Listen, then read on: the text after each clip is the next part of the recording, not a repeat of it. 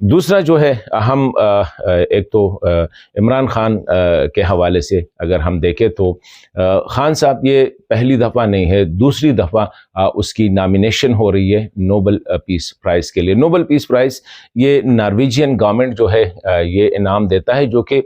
مختلف فیلڈ میں جو ایکسٹرا آرڈنری ان کی کارکردگی ہو، science, technology, medical, human rights, democracy وغیرہ وغیرہ، جو بھی مختلف فیلڈ ہے، ریسرچ وغیرہ ہو گیا، اس میں جو ایکسٹرا آرڈنری پرفارمنس کرے تو اس کو دی جاتی ہے۔ ابھی خان صاحب کی جو اس دفعہ نامینیشن ہوئی ہے وہ ہیومن رائٹس کی جو اس کی جو کوششیں ہیں اور ڈیموکریسی کی جو ڈیولپمنٹ ہے اسی حوالے سے پاکستان میں جمہوریت کی بقا کے لیے، اور اسی حوالے سے اس کی نامینیشن ہوئی ہے۔ یہ نامینیشن جو کی ہے یہ ایک ادارہ ہے ورلڈ ایڈوکیسی گروپ جو ہے، ورلڈ ایڈوکیسی گروپ اس نے کی ہے، اور یہ ناروے کی ایک پولیٹیکل پارٹی ہے، پارٹائٹ سینٹرم اس کا نام ہے، یہ اس کے ساتھ ایفیلیٹڈ ہے۔ اور یہ جو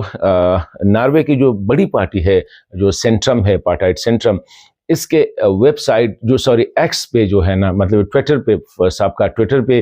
دیا گیا ہے کہ عمران خان کی ہم نامینیشن کرتے ہیں، اور نوبل کمیٹی کو ریکویسٹ کی گئی ہے کہ اس دفعہ آپ جو ہے خان صاحب کو یہ عمران خان صاحب کو یہ انعام وہ ڈیزرو کرتے ہیں، کیونکہ وہ تقریباً 2023 سے وہ جیل میں ہے، اور وہ سمجھتے ہیں کہ خان صاحب کی جو اسٹرگل ہے یہ جمہوریت کی بقا کے لیے ہے اور انسانی حقوق کے لیے ہے۔ اور اسی طرح 2019 میں بھی سینٹرم نے خان صاحب کی نامینیشن کی تھی، لیکن اس وقت جو 2019 میں اس کے جو خدمات تھے وہ جنوبی ایشیا میں امن کے قیام کے حوالے سے خان صاحب کی جو خدمات ہے اسی حوالے سے اس کی نامینیشن ہوئی تھی، جو بعد میں لیکن اس کمیٹی پہ بھی بات کریں گے کہ وہ کمیٹی تقریباً 8 مہینے لگتی ہے کہ مختلف پروسیس، بڑا ٹف پروسیس ہوتا ہے، مختلف اینگل سے اس کو جو ہے نا دیکھا جاتا ہے کہ واقعی وہ ڈیزرو کرتے ہیں یا نہیں کرتے، تو اس میں تقریباً ابھی آگے 8 مہینے لگیں گے کہ ویدر خان صاحب کو نوبل پیس پرائز دیا جاتا ہے یا نہیں دیا جاتا ہے۔ لیکن یہ دوسری دفعہ